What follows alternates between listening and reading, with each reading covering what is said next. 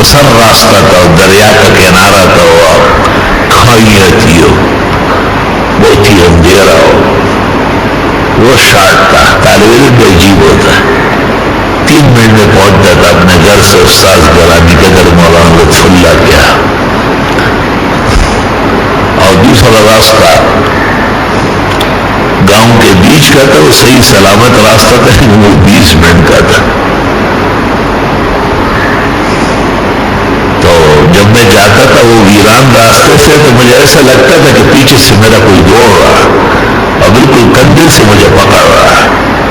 تو میں نے والدہ کو کہا، والدہ صاحبہ نے کہا یہ آپ کے استاد وہ دیوبند پاس ہے. ہماری والدہ جب کہتی کہ فلاں عالم دین دیوبند پاس ہے تو ایسا معلوم ہوتا تھا کہ یہ 7 زمینیں اور 7 آسمان اس عالم کے پیروں کے نیچے. اس شان سے کہتی تھی. خون کے اندر ہماری سرشت میں میری والدہ کے اس جملے نے دیوبندیت رچا دی ہوئی. یہ خود دیوبند پاس رہا لے گا واقعت میں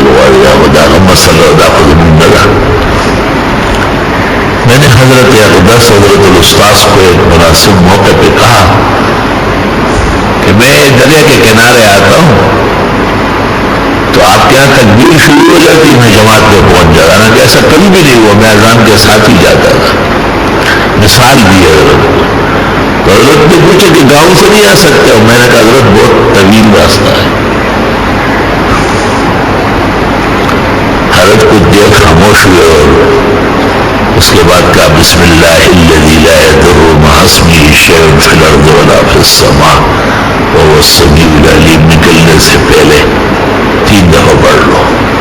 حالانکہ میں پہلے سے پڑھتا تھا لیکن اللہ کا فضل و احسان تھا کہ ایسا گستاخ اور بے ادب نہیں تھا کہ استاذ کو بولا جی میں یہ تو پڑھتا ہوں. جیسے اس زمانے کے گستاخ بے ادب پیدا ہوئے. اب عمل دیں گے وہ کہیں گے یہ تو میں کر ہی رہا ہوں، تو کر رہا ہے یا کیا بیچ رہا ہے. میں چپ رہا اور میں نے شروع کر دیا. اب جو پڑھنے لگا طاقت اور تھی. وہ دن ہوا، آج کا دن ہوا، مخلوق کا خوف جان کا دن جو ہوتی کیا ہے. ایک سینے میں ایک خوف جمع ہوتا ہے، وہ اللہ کا ہے. نہ جن کا ہو، نہ انس کا ہو، نہ دیو کا ہو، نہ پری کا ہو، نہ اپنے کا ہو، نہ پرائے کا. خوف تو صرف اس کا ہے جس کا اقتدار کامل اور مالکیت مسلط ہے. بزرگ و برتر عظیم الشان خدا ہے، وہو العلی العظیم. اس سے ڈرنا ضروری ہے.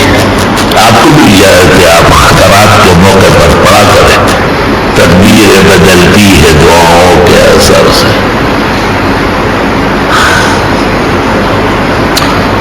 وَلِلدَّعْوَاتِ تَأْثِيرٌ بَلِيغٌ وَقَدْ يَنْفِيهِ أَصْحَابُ الضَّلَالِ.